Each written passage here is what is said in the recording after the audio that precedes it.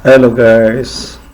So, ngayon tuturuan ko kayong mag-install ng Bandicam kasi ito yung ginagamit ko na screen recorder saka face app.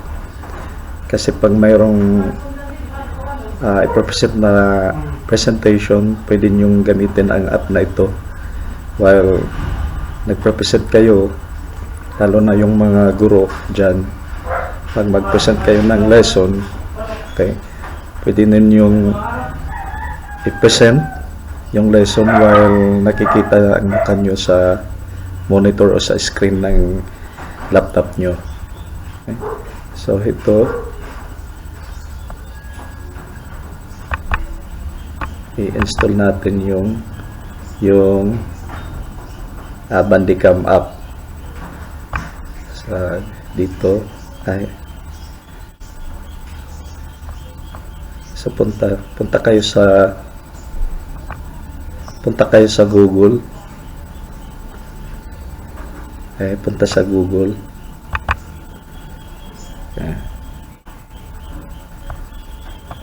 Okay. Type nyo Bandicam.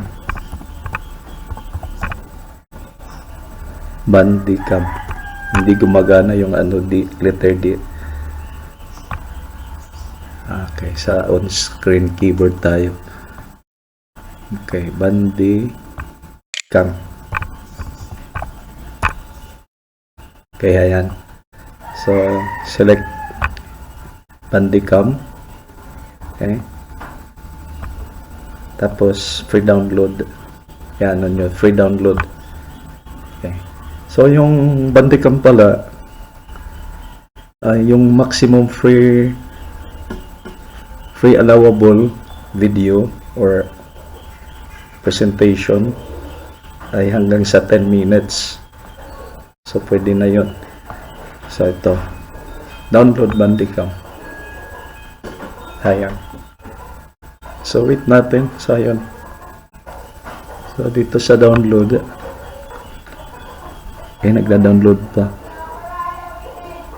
Ayan, guys. So, open natin. Ito. Bakit na-cancel? Bakit na-cancel?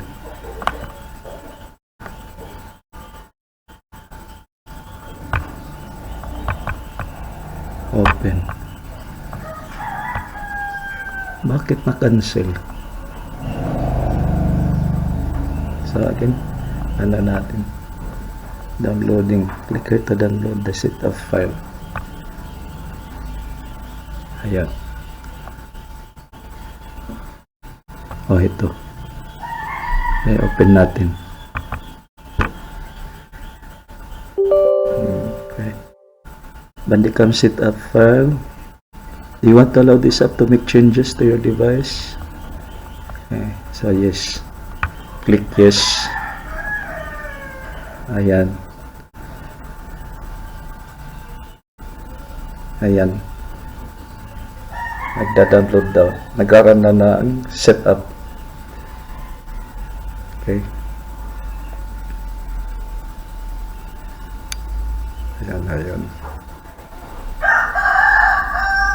Downloading. Please wait. Okay. Ang mabuti dito sa Bandicam kasi madaling matutunan yung mga icons niya. Okay. So, ayan. Exit natin. Escape. Okay. So, ayan.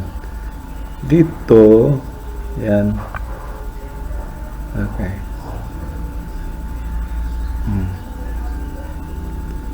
Kung gusto nyong mag-audio only, pwede ito. Audio only. If you change the recording mode, the recording will be stopped. Okay, no tayo. Anyway, nakikita naman yung screen. Language. Ayan. So, ito na yung setup. So, next. Ito, I agree mo. Next lang. So, install.